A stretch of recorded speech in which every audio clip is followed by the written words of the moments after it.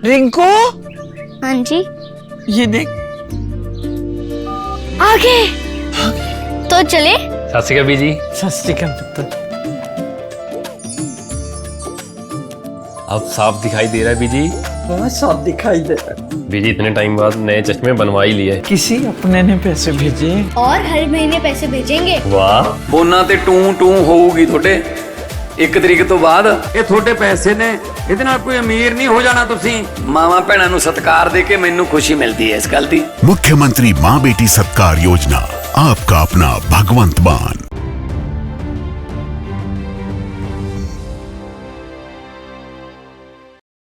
नमस्कार। World news में आज पश्चिम एशिया में हालात बहुत तेजी से बिगड़ते नजर आ रहे हैं। अमेरिका और ईरान के बीच हमलों की रफ्तार बढ़ती ही जा रही है। पिछले 3 दिन से लगातार दोनों पक्षों की तरफ से हमले किए जा रहे हैं।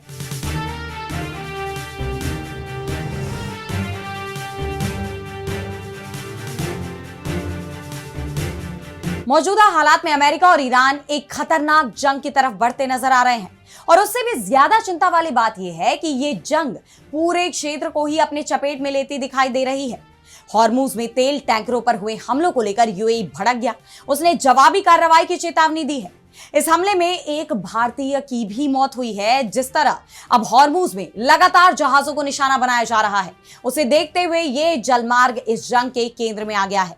अमेरिका भी अब इस पर टोल लगाने की तैयारी में है, लेकिन उसके इस कदम से उसके अपने सहयोगी ही नाराज दिखाई दे रहे हैं, क्योंकि इसका नुकसान खाड़ी देशों को ही सबसे ज्यादा उठाना पड़ेगा। तो ईरान को लेकर ट्रंप ने खाड़ी सहयोगियों को किया नाराज। कैसे अमेरिका और ईरान के बीच तेज होती जा रही है जंग, इस पर हम करेंगे विस्तार से चर्चा। लेकिन आइए जरा उन खबरों को भी देख लें जिन पर आगे होगी बात। यमन के हूतियों का सऊदी हवाई अड्डे पर मिसाइल और ड्रोन से हमला, इलाके में नए युद्ध का खतरा। हूतियों के खिलाफ सऊदी को मिला अमेरिकी राष्ट्रपति डोनाल्ड ट्रंप का समर्थन। यूक्रेन समेत 10 यूरोपीय देशों ने मिसाइल डिफेंस गठबंधन बनाया। रूस के बैलिस्टिक हमलों से यूरोप को बचाने की तैयारी, लेकिन रूस पर सैंक्शन लगाने को लेकर नहीं बन पाई सहमति। चीन के खतरे के चलते जापान ने बदली सुरक्षा नीति। 80 साल बाद अब CIA की तर्ज पर बनाएगा अपनी खुफिया एजेंसी। और चलते चलते में देखेंगे मछलियों की गर्दन का हुआ एक्सरे। नई रिसर्च से वैज्ञानिकों ने किया चौंकाने वाला खुलासा। इन सभी खबरों पर हम विस्तार से करेंगे बात, लेकिन पहले एक नजर हेडलाइंस पर। विदेश मंत्री जयशंकर ने UNSC में पेश की भारत की दावेदारी। AI को लेकर दुनिया के सामने रखा ब्लूप्रिंट। संयुक्त राष्ट्र में सुधार की उठाई मांग। शेख हसीना को सीधे जेल भेजेंगे। पूर्व PM की बांग्लादेश वापसी की अटकलों पर तारिक रहमान सरकार का बयान। हसीना पर छात्रों के आंदोलन के दौरान मानवता के खिलाफ अपराध के लगे हैं आरोप। बांग्लादेश में बाढ़ से तबाही। रोहिंग्या शरणार्थी शिविर में भूस्खलन, 54 की गई जान, 10 लाख से ज्यादा लोग फंसे। पाकिस्तान में 100 से ज्यादा दवाओं की भारी किल्लत। कैंसर और दिल की बीमारी के मरीजों का बुरा हाल। तेजी से बढ़ते नकली दवाओं के बाजार को लेकर Pakistan chemist and druggist association ने चेताया। तो पश्चिम एशिया में जंग और तेज होती नजर आ रही है। लगातार तीसरी रात अमेरिका ने ईरान पर बमबारी की है। ईरानी मीडिया ने केशम द्वीप, केश द्वीप, बुशहर और बंदर अब्बास में विस्फोटों की रिपोर्ट दी है, जिसके जवाब में ईरान ने भी कुवैत, बहरीन में अमेरिकी सैन्य ठिकानों पर भारी बमबारी की, जिससे पूरे क्षेत्र में तबाही का मंजर दिखाई दे रहा है। अमेरिकी राष्ट्रपति डोनाल्ड ट्रंप ने औपचारिक रूप से अमेरिकी संसद यानी कांग्रेस को भी इन हमलों की जानकारी दे दी है। उन्होंने सांसदों को लिखे अपने खत में कहा कि पेंटागन ने ईरान के खिलाफ हमले फिर से शुरू कर दिए हैं। ये हमले 7 जुलाई को शुरू हुए और ये घर और विदेश दोनों जगह अमेरिकियों और संयुक्त राज्य अमेरिका के हितों की रक्षा करने की मेरी जिम्मेदारी के तहत सैन्य कार्रवाई का प्रतिनिधित्व करते हैं। इन हमलों को सीमित, सुनियोजित, योजनाबद्ध और इस तरह से अंजाम दिया गया जिससे नागरिकों की जान को कम से कम नुकसान हो। इस खत के बाद यह तय हो गया है कि अब ईरान के खिलाफ अमेरिका के हमले रुकने वाले नहीं है, यानी आने वाले वक्त में ये जंग और भड़कने वाली है। ताजा हमलों की बात करें तो अमेरिकी सेना का कहना है कि उसने अपने नवीनतम हमलों में बुशहर, चाबहार और बंदर अब्बास सहित पूरे ईरान में सैन्य ठिकानों पर हमला किया। ईरानी मीडिया के मुताबिक दक्षिण पश्चिमी शहर ओमिदियेह पर अमेरिकी हमले में कम से कम 4 लोग घायल हुए हैं। वहीं ईरान की तरफ से भी जवाबी कार्रवाई जारी है। ईरानी सेना इस्लामिक रिवॉल्यूशनरी गार्ड कोर यानी IRGC ने बहरीन में अमेरिकी 5वें बेड़े पर हुए हमलों के साथ साथ जॉर्डन के हवाई अड्डे पर हमले की भी जिम्मेदारी ली। जॉर्डन का कहना है कि उसकी सेना ने ईरान से दागी गई 4 मिसाइलों को रोका है। इसके अलावा स्ट्रेट ऑफ हॉर्मुज के पास UAE के 2 ऑयल टैंकरों पर भी मिसाइल हमला हुआ। इस हमले में एक भारतीय क्रू मेंबर की मौत हो गई जबकि 8 अन्य लोग घायल हुए हैं। इस पर UAE भी भड़क गया। उसने इसे अंतरराष्ट्रीय कानून का गंभीर उल्लंघन बताते हुए जवाबी कार्रवाई करने की चेतावनी दी है, जिसके बाद यह जरूर साफ हो गया है कि अब यह सैन्य तनाव पूरे पश्चिम एशिया को अपने चपेट में लेता नजर आ रहा है और शांति की सारी उम्मीदें अब पूरी तरह टूट चुकी हैं। ट्रंप ने ईरान के साथ पिछले महीने हुए MOU को महज एक टेस्ट करार दिया है और कहा है कि वो इस टेस्ट को छोड़ना पसंद करते हैं। एक कार्यक्रम में बोलते हुए अमेरिकी राष्ट्रपति ने कहा कि अमेरिका में ये एक स्टैंडर्ड टैक्टिक है कि आप पहले समझौते पर साइन करते हैं और फिर फाइनल समझौते की तरफ बढ़ते हैं। मैंने तो कहा था कि पहले सीधे फाइनल समझौते पर ही जाओ, लेकिन क्या आप जानते हैं ये एक तरह का टेस्ट था और वो यानी ईरान इसके लिए तैयार नहीं थे। उन्होंने इस टेस्ट का सम्मान नहीं किया। जब आप बदमाशों से निपट रहे हो तो सहमति पत्र का कोई खास मतलब नहीं रह जाता। डोनाल्ड ट्रंप ने दावा किया कि ईरान की सेना पूरी तरह तबाह हो चुकी है और मुश्तबा खामेनेई भी लगभग खत्म है। ईरानी सुप्रीम लीडर को लेकर ट्रंप आए दिन ऐसे दावे करते रहते हैं, लेकिन इस बार वो यहीं नहीं रुके। उन्होंने आगे ये भी कहा कि अमेरिका ने ईरानी जहाजों की घेराबंदी फिर से शुरू कर दी है और हॉर्मुज को खुला रखने की जिम्मेदारी भी अमेरिका उठाएगा, लेकिन इसके लिए एक फीस ली जाएगी। अमेरिका हॉर्मुज से गुजरने वाले जहाजों पर 20% टैरिफ लगाने की योजना बना रहा है, लेकिन जिस तरह हॉर्मुज सबके लिए फ्री रहेगा कहने वाले ट्रंप ने अब खुद ही वहां से टोल वसूलने का ऐलान किया है। उस पर दूसरे देशों ने कड़ा ऐतराज जताया। ब्राजील के राष्ट्रपति लूला दा सिल्वा ने तीखी प्रतिक्रिया देते हुए कहा कि पहले के समय में इसे समुद्री डकैती कहा जाता था। अमेरिका जैसा एक प्रमुख देश जिसने लंबे समय से समुद्री डकैती के खिलाफ लड़ाई लड़ी है, अब खुद समुद्री डाकू नहीं बन सकता। डोनाल्ड ट्रंप ईरान पर अपना कंट्रोल स्थापित करने में कामयाब हो या ना हो, लेकिन मौजूदा हालात में इस जलमार्ग पर ईरान का दबदबा साफ दिखाई देता है और अब तो ईरान में हॉर्मुज की सुरक्षा पर विधेयक भी पेश किया गया है। ईरानी संसद की राष्ट्रीय सुरक्षा समिति के प्रमुख इब्राहिम अजीजी ने बताया कि कल रात अमेरिकी ड्रोन को गिराए जाने के साथ ही हॉर्मुज स्ट्रेट और फारस की खाड़ी की सुरक्षा और सतत प्रगति के लिए रणनीतिक कार्रवाई विधेयक को औपचारिक रूप से ईरान की संसद में पेश किया गया। हम अपनी निर्धारित सीमाओं की रक्षा करने में दृढ़ हैं, विशेष रूप से हॉर्मुज जलडमरू मध्य के प्रबंधन के संबंध में। ये पहला कदम है, आगे के उपाय भी किए जाएंगे। यानी ईरान हॉर्मुज पर कंट्रोल छोड़ने को तैयार नहीं है, जिससे साफ है कि आने वाले वक्त में हॉर्मुज को लेकर टकराव और बढ़ने वाला है। अमेरिका और ईरान में बढ़ता ये तनाव पूरी दुनिया की चिंता बढ़ा रहा है। अब देखना यह होगा कि दोनों देशों में छिड़ी ये जंग आगे क्या रूप लेती है और इस बार ये कितनी तबाही लेकर आती है। और अब बढ़ते हैं अगली खबर की तरफ, जहां हम बात करेंगे सऊदी अरब और हूतियों के बीच छिड़े संघर्ष की। तो पश्चिम एशिया में ईरान और अमेरिका के बीच दोबारा जंग छिड़ी हुई है ही, और अब दूसरा मोर्चा यमन के हूती विद्रोही और सऊदी अरब के बीच खुल गया है। वैसे तो पहले से ही हूती विद्रोहियों को ईरान का प्रॉक्सी करार दिया जाता है, और अब जिस तरह हूतियों ने सऊदी अरब पर पलटवार करते हुए जोरदार हमला बोला है, उसके बाद सवाल ये भी उठ रहे हैं कि क्या ईरान जंग में अब इनकी भी एंट्री होने वाली है। दरअसल हूतियों ने सऊदी अरब के आभा इंटरनेशनल एयरपोर्ट पर मिसाइल और ड्रोन से हमला किया है। इसकी जानकारी खुद हूती सैन्य प्रवक्ता याह्या सूरी ने दी। उन्होंने कहा कि सऊदी अरब के आभा इंटरनेशनल पर हवाई हमले के लिए बैलिस्टिक मिसाइलों और ड्रोन का इस्तेमाल किया गया। सभी एयरलाइंस को सऊदी अरब के हवाई क्षेत्र के ऊपर से उड़ान नहीं भरने की चेतावनी दी जाती है। जब तक सना हवाई अड्डे पर प्रतिबंध नहीं हटाए जाते, तब तक इन चेतावनियों को गंभीरता से लिया जाना चाहिए। हूती विद्रोहियों ने ये हमले यमन के सना हवाई अड्डे पर हुए हवाई हमलों के बाद किए हैं। इस पूरे टकराव की शुरुआत तब हुई जब ईरान की महान एयरलाइंस का एक विमान यमन में हूती नियंत्रण वाले सना अंतरराष्ट्रीय हवाई अड्डे पर उतरा। बताया गया कि इस विमान में हूती प्रतिनिधिमंडल सवार था, जो ईरान के सर्वोच्च नेता अली खामेनेई के अंतिम संस्कार में शामिल होने के बाद ईरान से लौट रहा था। अमेरिकी मीडिया आउटलेट एक्सियोस की रिपोर्ट के मुताबिक सऊदी अरब ने इस उड़ान का विरोध किया, क्योंकि उसे आशंका थी कि इस विमान का इस्तेमाल हूतियों तक हथियार, मिसाइलों के पुर्जे या ईरानी सैन्य कर्मियों को पहुंचाने के लिए किया जा सकता है। ऐसे में जब यह विमान वापस लौटने की कोशिश कर रहा था, तब सऊदी सेना ने यमन के सना हवाई अड्डे पर हमला कर दिया, जिसके बाद विमान को अपना रास्ता बदलकर यमन के लाल सागर तट पर स्थित अल हुदायदाह में उतरना पड़ा। वैसे तो सना पर हमले की जिम्मेदारी यमन सरकार ने ली है, लेकिन हूतियों ने इसके लिए सऊदी अरब को दोषी ठहराया है। अब जानते हैं कि यमन में 2 प्रशासन चलते हैं। यमन की राजधानी सना समेत उसके एक बड़े हिस्से पर हूती विद्रोहियों का नियंत्रण है, वहीं बाकी हिस्से पर सऊदी समर्थित यमन सरकार का कंट्रोल है, जिसे अंतरराष्ट्रीय स्तर पर मान्यता मिली हुई है। ऐसे में हूतियों के कंट्रोल वाले इलाके में हुए इस हमले ने क्षेत्र में तनाव बढ़ा दिया है, और यह तनाव भी कोई नया नहीं है, बल्कि दोनों पक्षों के बीच लंबे समय से तनाव चला आ रहा था। लेकिन मार्च 2022 में हुए संघर्ष विराम के बाद यह पहली हिंसक घटना है जब दोनों पक्ष आमने सामने खड़े हैं।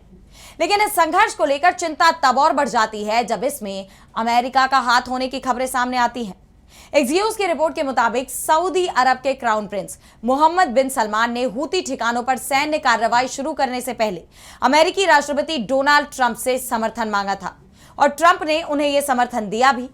ऐसे में इस पूरी कार्रवाई को ट्रंप के ईरान प्लान से जोड़कर देखा जा रहा है, क्योंकि हूतियों को पहले से ही ईरान का प्रॉक्सी कहा जाता है, और अमेरिका के साथ ईरान के टकराव को लेकर हूतियों ने कई बार ईरान के समर्थन की बात भी कही है।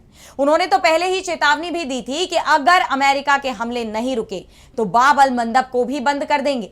दरअसल स्ट्रेट ऑफ हॉर्मूज पर चल रहे टकराव के बीच सऊदी अरब का सारा तेल बाब अल मंदब के रास्ते ही जाता है, और यहां लाल सागर पर हूतियों का पहरा रहता है।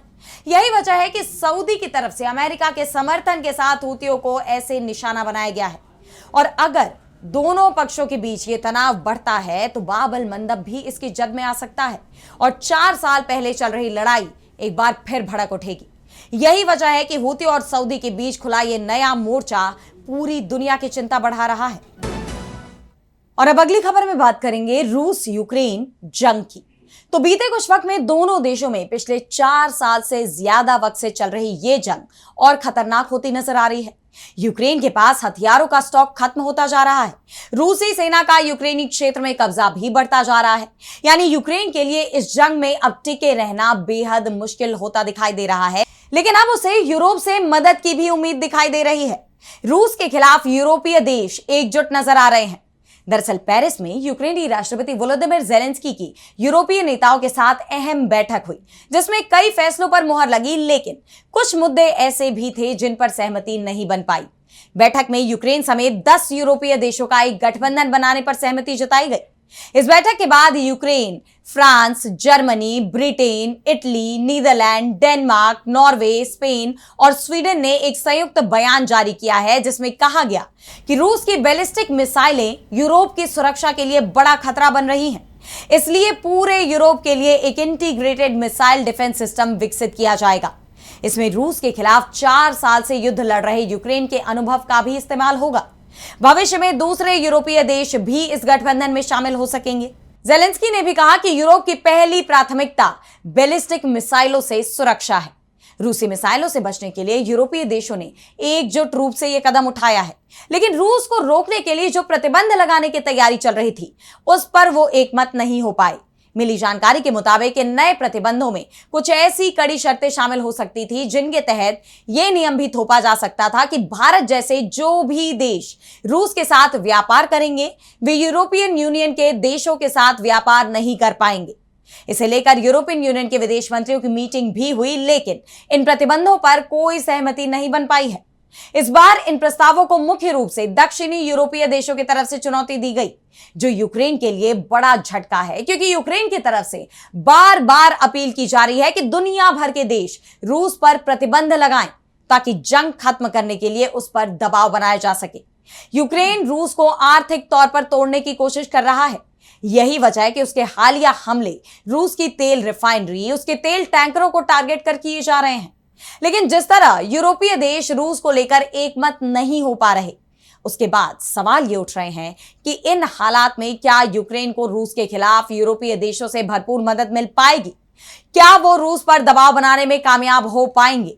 क्योंकि मौजूदा हालात में ये मुमकिन नजर नहीं आ रहा। बहरहाल सबकी नजरें अब इस बात पर टिकी हुई हैं कि आखिर ये जंग कब खत्म होगी, रूस और यूक्रेन की जनता कब चैन की नींद सो पाएगी। और अब आगे बढ़ते हैं और बात करते हैं जापान की बदलती सैन्य रणनीति की। तो दूसरे वर्ल्ड वॉर के बाद से ही जापान ने सख्त शांतिवादी नीति को अपना लिया था। 80 साल तक वो इस पर टिका भी रहा।